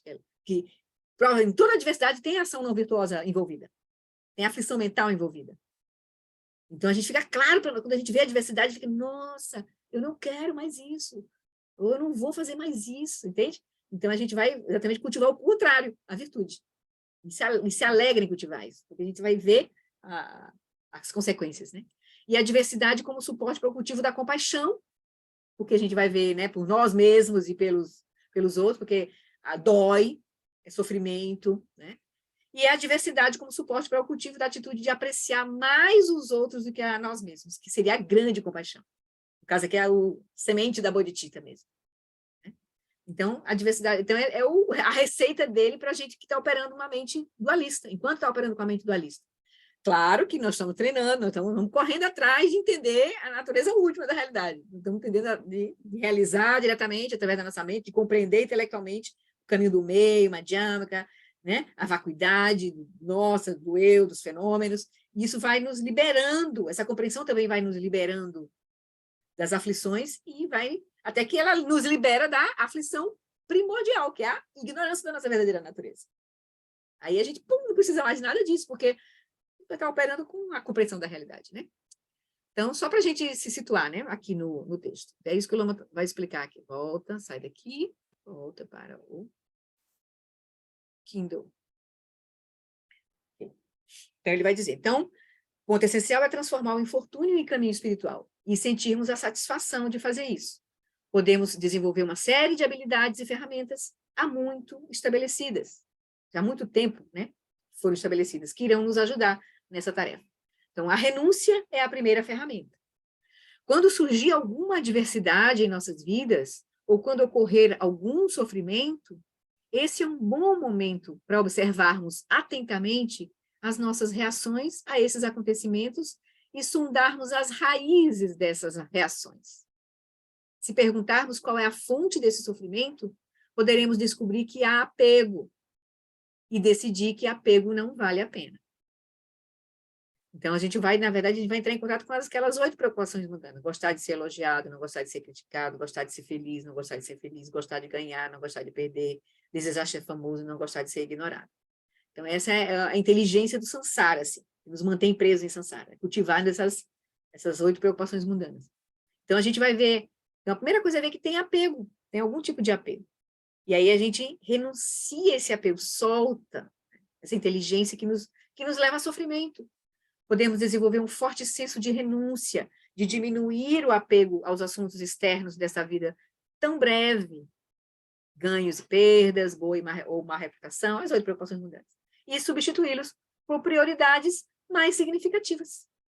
Então, a gente começa, a adversidade pode nos ajudar a cultivar esse espírito de emergência, de querer, tá bom, basta, chega, não quero mais seguir por aí, né?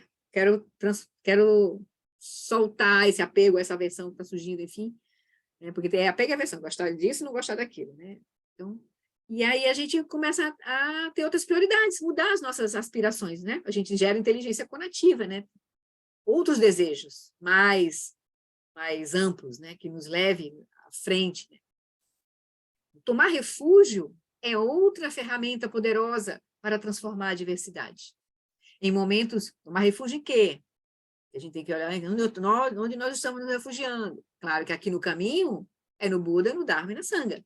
Na lucidez, nos ensinamentos que nos ajudam, no remédio e naqueles que nos ajudam nesse processo, que entendem esse processo e nos ajudam.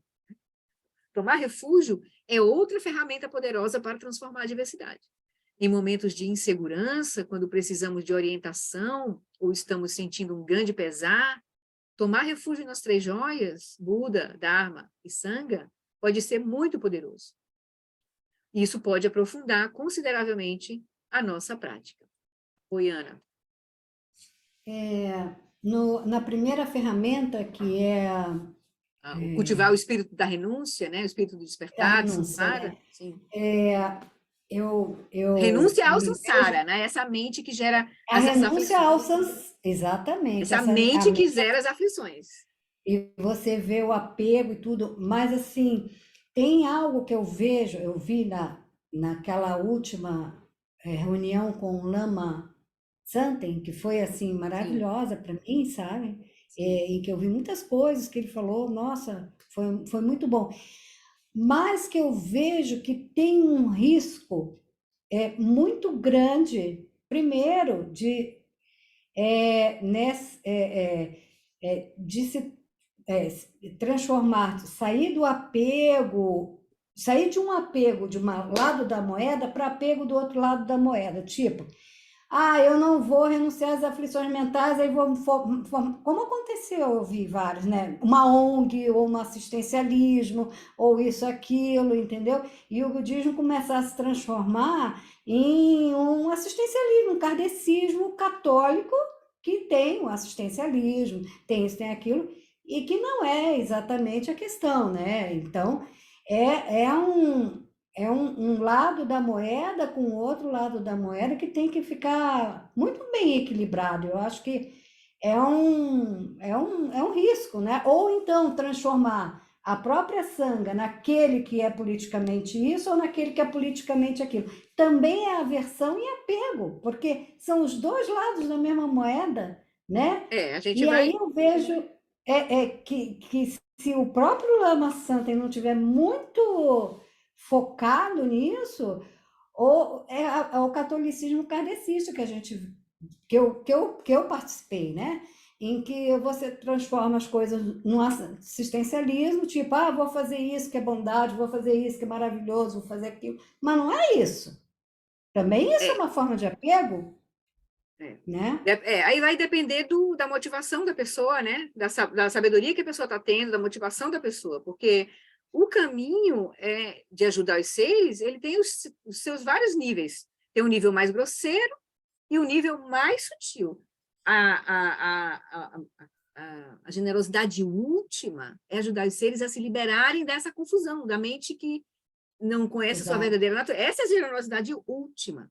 Mas os seres têm necessidades, os seres estão incorporados, têm corpo, têm necessidades comuns. Então, se a gente puder ajudar, né, os mestres vão se movimentar para dar comida, né, por exemplo, na pandemia, vários mosteiros fizeram muitas doações, fizeram muitas ações humanitárias, assim. As pessoas estavam precisando de ajuda física, mas a pessoa...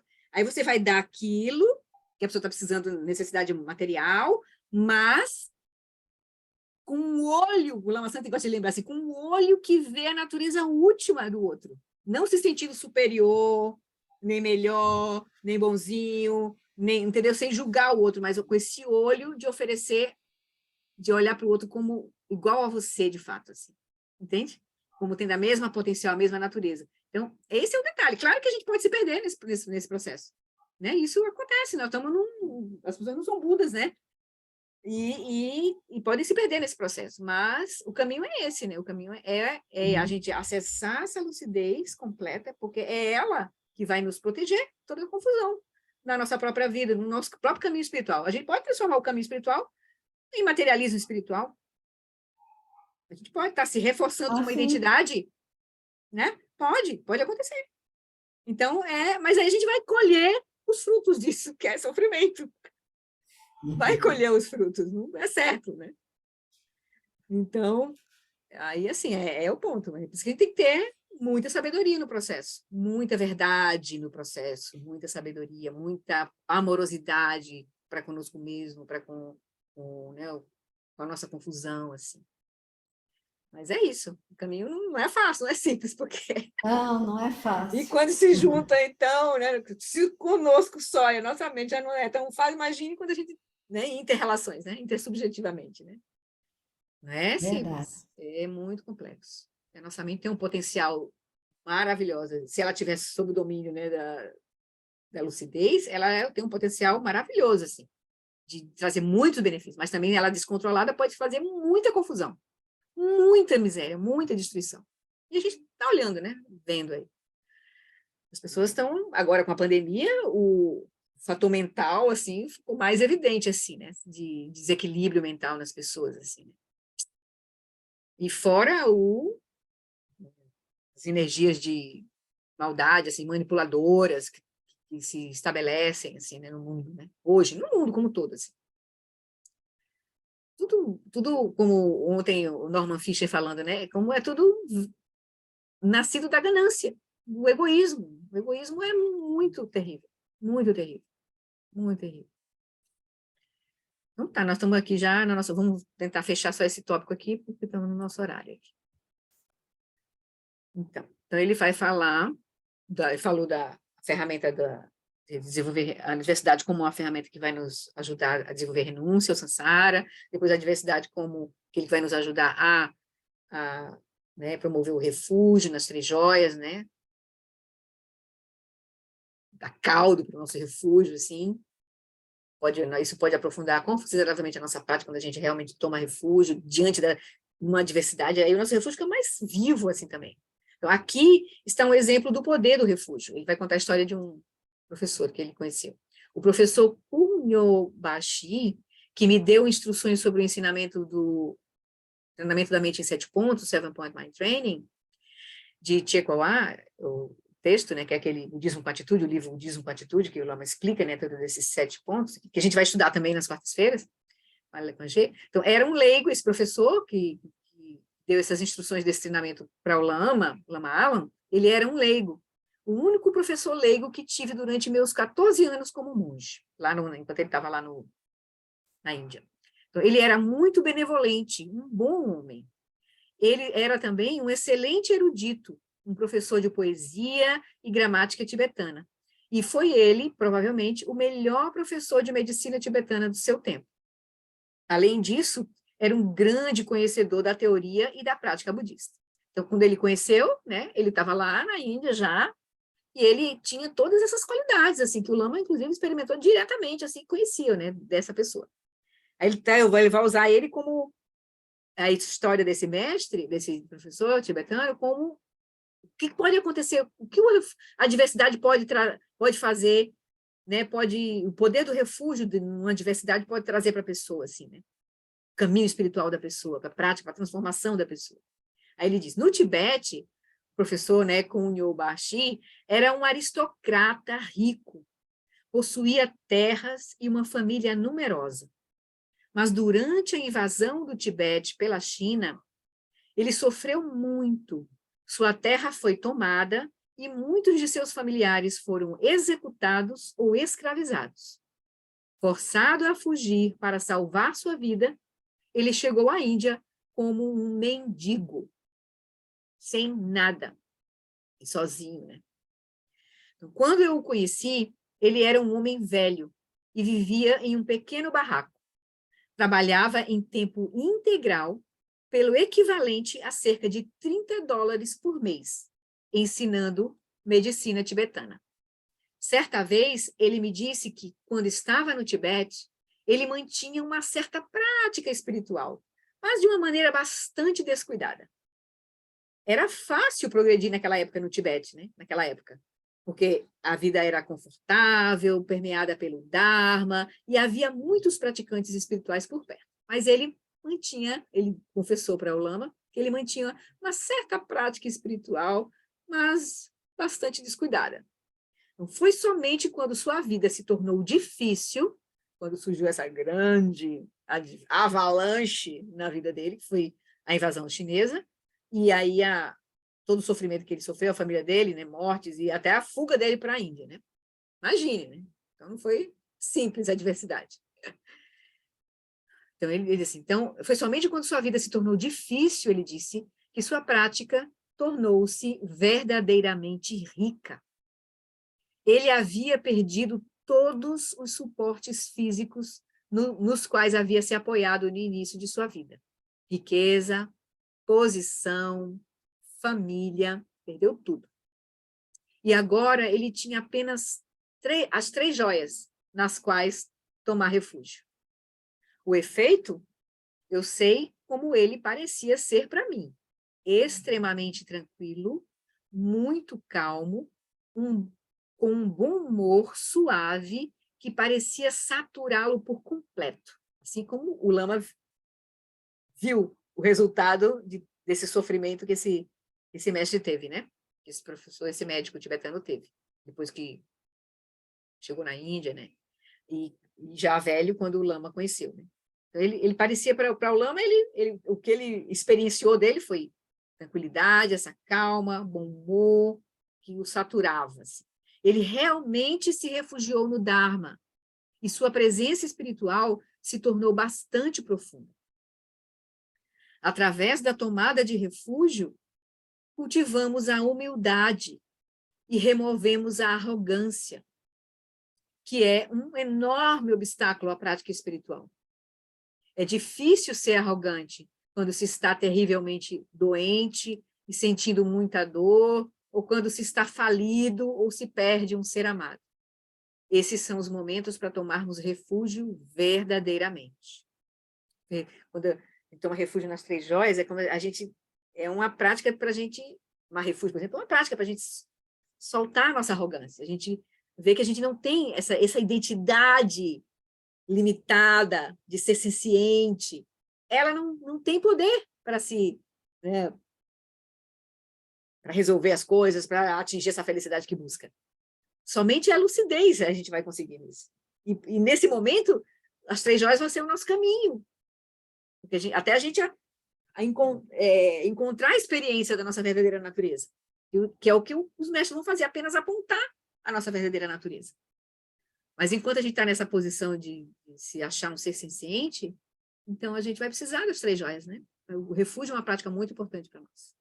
Então, refúgio e renúncia, para voltar à analogia do guerreiro, são as 2 armas para transformar a adversidade em fontes de satisfação. Existem muitos recursos como esses, né? Aí ele vai citar no texto aqueles outros todos. E quanto mais recursos desenvolvemos, mais hábeis nos tornamos em lidar com as adversidades da vida, abraçando-as e transformando-as. Transformar a adversidade é uma área do Dharma, onde a prática espiritual realmente transforma o dia a dia. Então, esse texto, essas instruções são para o nosso cotidiano, para a gente usar tudo como prática.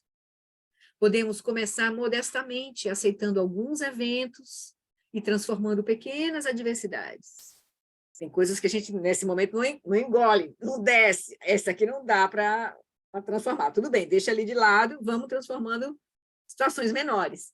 E a gente vai ganhando confiança para a gente enfrentar as coisas mais difíceis para nós, né? Então, podemos começar, por exemplo, com um colega de trabalho que está infeliz, descontente, que tem uma tendência de ser insensível conosco, por exemplo.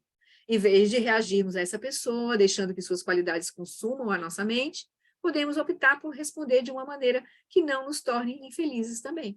Então, a gente começa com situações menos desafiadoras, que a gente pode ver como a gente, né, traz a nossa aversão para a prática, transforma, deixa ela fluir. Aí, quando a gente faz prática de Metabhavana para a pessoa, né, de Tonglen, e aí a gente se coloca diante da pessoa de uma forma diferente. Então, a gente pode transformar. Né? A outra opção simplesmente não é saudável. Responder às adversidades da vida com aflições mentais, como ansiedade, ressentimento e raiva, produz doença. Então, essas reações são desequilíbrios da mente. E pelo fato de a mente estar intimamente relacionada com o corpo, todas essas reações são fisicamente prejudiciais. Se estivermos em boas condições de saúde, elas nos farão adoecer, né, se a gente seguir com essas aflições. E se já tivermos doentes, agravarão ainda mais o nosso estado. Certo? A gente vai parar por aqui hoje. Faz sentido, né? Faz sentido, né? Principalmente quando a gente começa a olhar de forma mais clara para a nossa... O que as aflições mentais fazem conosco, com o nosso corpo, com a nossa energia, com a nossa mente, com o nosso julgamento, com a nossa inteligência. Se a gente começa a olhar, a gente precisa olhar muito, muito, muito diretamente para nossas aflições, para a nossa raiva. A gente não quer ficar com as aflições, a gente imediatamente quer fazer alguma coisa, mas a gente precisa ficar com elas, olhar para elas como elas são.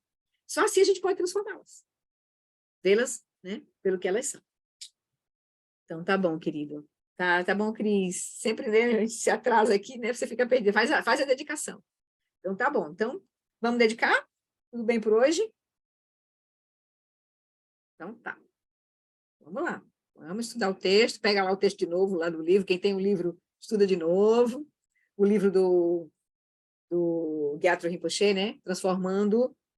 Meditação, Transformação e Yoga dos Sonhos. Onde está esse texto comentado pelo Gyatro Rinpoche, né? Que a G está estudando nas quartas-feiras. Estuda de novo. A gente tem que ficar voltando para os textos muitas vezes voltando para os textos. Porque cada vez mais vão fazendo sentido. Entende? Então, os textos importantes, assim, né, que condensam o caminho, é muito importante a gente estar voltando para eles. Então, vamos lá, sem mais delongas. Deixa eu pegar a prática. Então, aqui. Vamos dedicar os nossos méritos. Por essa acumulação de méritos, possa eu obter a onisciência que tudo vê e possam todas as falhas ser superadas. Que das ondas revoltas e turbulentas do nascimento, velhice, doença e morte deste oceano de Sansara, possa eu me liberar e liberar os seres. Tem que fazer primeiro um processo conosco, né? Vamos fazer para essa longa vida ao Lama Alan Wallace, imaginando essa primeira parte para todos os nossos lamas, que o professor Sakyamuni, o grande Vajradhara, e aquele que sustenta os mistérios de todos os jinas, Padmasambhava, possam firmar os pés de lótus daqueles que sustentam os ensinamentos, todos os nossos lamas, e fazem com que os feitos do Buda brilhem como o sol e a lua. Aquele que derrama uma grande chuva de amor sobre seres em terras distantes e sustenta-os com o néctar dos ensinamentos do Buda, aquele ilimitadamente afortunado, o grande ser conhecido como Alan Wallace, possa sua vida ser longa.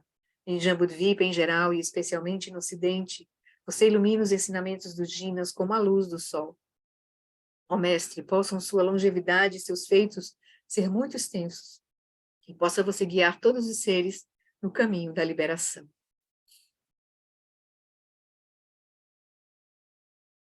Vamos passar. Hoje vamos fazer a aspiração de Sukhavati, que hoje é o dia de Amitabha. Emarro, Amitabha, magnífico Buda da luz infinita, com o grandioso Senhor compassivo Avalokiteshvara à sua direita e Vajrapani à sua esquerda, cercado por uma assembleia de incontáveis Budas e Bodhisattvas nesse local maravilhoso de infinita alegria e felicidade, que é o reino celestial de Sukhavati, o paraíso da grande bem-aventurança. Quando chegar minha hora de partir desta vida, possa eu seguir para lá, sem qualquer outro nascimento intermediário, e ao renascer neste lugar, possa eu ver Amitabha face a face. Que esta minha fervorosa prece de aspiração possa ser abençoada pelos Budas e Bodhisattvas das 10 direções, para que possa ser atendida sem o mais sutil obstáculo. Teata Panchendrina Driya Vabonaye Soha. Vamos fazer a aspiração da Bodhicitta, porque a gente nunca se perca da Bodhicitta, e os votos do Bodhisattva, que a Bodhicitta sublime e preciosa surja onde quer que ainda não tenha surgido, e sem enfraquecer onde já surgiu, que ela se expanda cada vez mais. As criações são incontáveis, faço o voto de libertar todas elas. As delusões são inesgotáveis, faço o voto de transformá-las. A realidade é indelimitada, faço o voto de percebê-la. O caminho desperto é insuperável, faço o voto de corporificá-lo. E hoje, como um dia especial, vamos fazer a prece de aspiração da grande perfeição, que a gente realize Samantabhadra. Que possamos conquistar a convicção na visão na qual Sansara e Nirvana são iguais. Que possamos ter ou seja, surgem do mesmo lugar, têm a mesma base, são iguais nesse sentido, elas surgem do mesmo lugar, são duas coisas diferentes. O que faz surgir Sansara é a ignorância, e o que faz transformar aquilo em Nirvana é a sabedoria. Então, a experiência é a mesma, na mesma mente a gente experienciou o Sansara ou o Nirvana, mas surge da mesma base. Que possamos ter uma habilidade consumada na meditação, um fluxo natural inalterado, não fabricado. Que possamos consumar a ação, uma espontaneidade natural, não intencional. E que possamos encontrar o Dharmakaya, além de toda aceitação ou rejeição. É a consciência primordial, Dharmakaya. E aí a gente faz a prece final.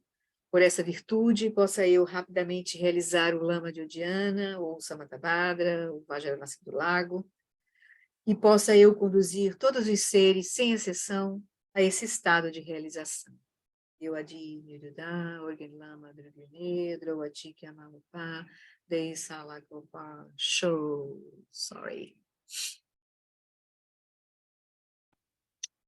Então, queridos, foi isso. Ai, muito obrigada, muito linda. Muito obrigada, Flori. Obrigada, queridos, também pela Obrigada, companhia. Sônia.